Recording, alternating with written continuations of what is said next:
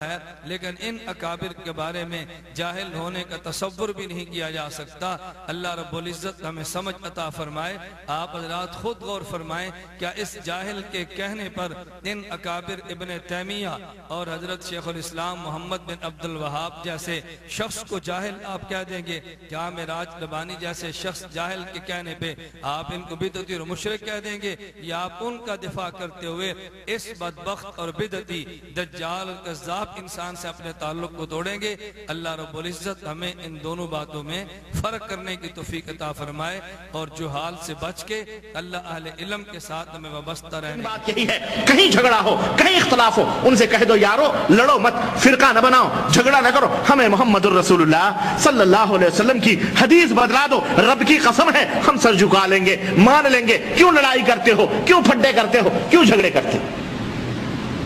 سامعین، آپ نے ابھی معراج ربانی کا ایک دعویٰ سماعت فرمایا کہ اگر ہمارے عمل کے خلاف کوئی آپ حدیث پیش کر دے ہم اپنے سر کو جھکا دیں گے۔ تو میں آج ان کے بعض مسائل پر جن پر وہ عمل کرتے ہیں اس کے خلاف نبی کریم صلی اللہ علیہ وسلم کی حدیث مبارک پیش کرتا ہوں، اور پھر میں ان کو دعوت دیتا ہوں کہ آپ اپنے عمل کو چھوڑیں اور رسول اکرم صلی اللہ علیہ وسلم کی حدیث مبارک پر عمل کریں۔ جہری نمازوں میں وہ جس طرح الحمدللہ رب العالمین اور جس طرح دوسری سورت جہرن بلند آواز سے پڑھتے ہیں، بالکل اسی طرح غیر مقلدین بسم اللہ الرحمن الرحیم بھی بلند آواز سے پڑھتے ہیں، جبکہ اس کے خلاف صحیح مسلم میں 890 نمبر حدیث موجود ہے۔ حضرت انس رضی اللہ تعالی عنہ فرماتے ہیں، صلیت مع رسول اللہ صلی اللہ علیہ وسلم و ابی بکر و عمر و عثمان فلم اسمع احدا منہم یقرأ بسم اللہ الرحمن الرحیم، کہ میں نے نبی کریم صلی اللہ علیہ وسلم، حضرت ابو بکر، حضرت عمر، حضرت عثمان رضی اللہ عنہم کے پیچھے نماز پڑھی، میں نے ان میں سے کسی ایک شخص کو بھی بسم اللہ الرحمن الرحیم پڑھتے نہیں سنا۔ اور اس پر جو عنوان قائم کیا گیا وہ ہے باب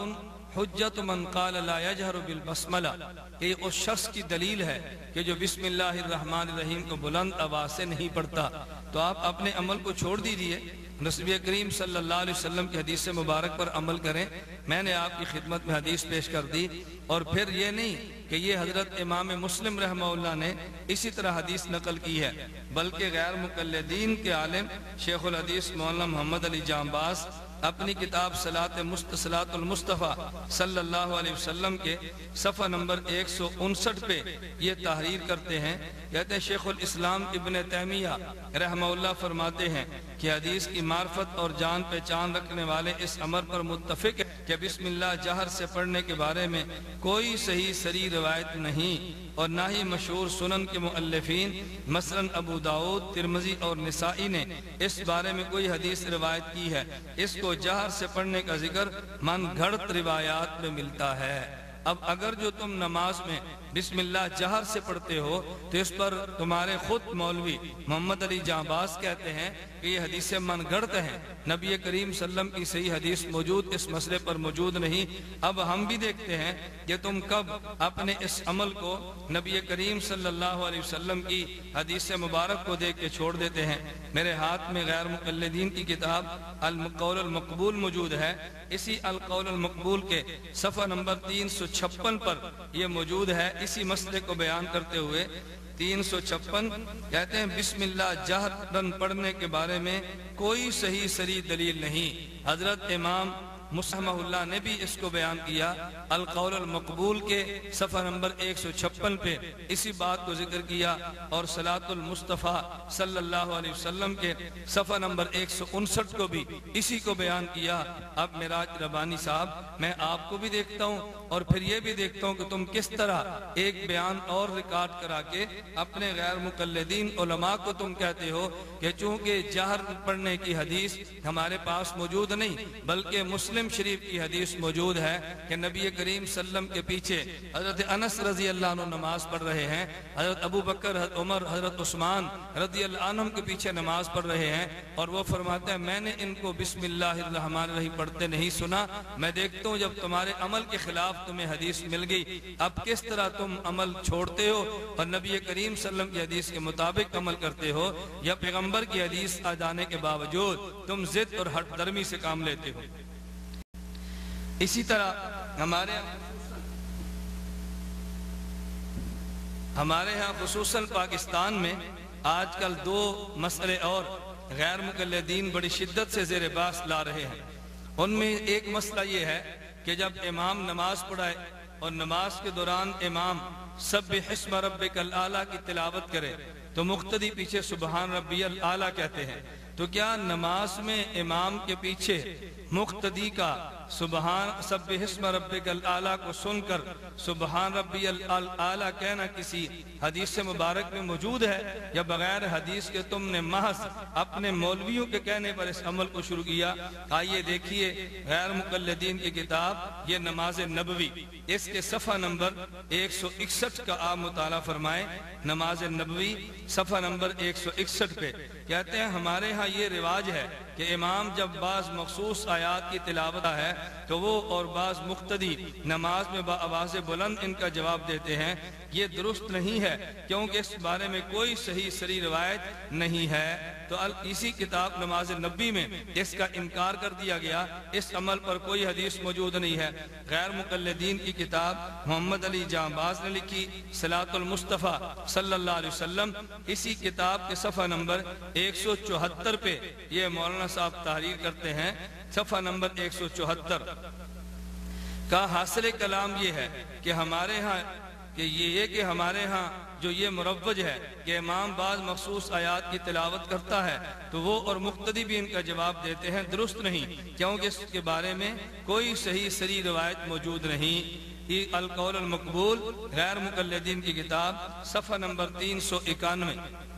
अल कौल अल मकबूल गैर मुक़ल्लिदीन किताब सफ़ा नंबर 391, इसी पर भी इसी तरह मसला दर्ज किया कि हमारे यहाँ ये जो मुरव्वज है इसके बारे में कोई हदीस नबी करीम सल्लल्लाहु अलैहि वसल्लम से सही और सरी मनकूल नहीं। तो मेराज रबानी साहब आप जरा गर्दन झुकाएं, अपने गैर मुक़ल्लिदीन मौलवियों से कहो कि जब इस मसले पर हदीस मौजूद नहीं आप क्यों ऐसा अमल करते हो कि जिस पर रसूल अकरम सल्लल्लाहु अलैहि वसल्लम का इरशाद मौजूद नहीं। शहीद की गायबाना नमाज जनाजा आज पाकिस्तान में खुसूसन गैर मुक़ल्लिदीन ने शुरू की और लोगों को अपना हम नवा बनाने के लिए शहीद की गायबाना नमाज जनाजा पढ़ी और उन्वान उस पर यह कायम किया कि गायबाना नमाज जनाजा नबी करीम सल्लल्लाहु अलैहि वसल्लम से चूँकि मनकूल है हम इसलिए पढ़ते हैं। इसी गायबाना नमाज जनाजा के बारे में ये किताब सलातुल मुस्तफ़ा इसके मुसन्नफ इस किताब के सफ़ा नंबर 324 पे तहरीर करते हुए अजीब बात कहते हैं।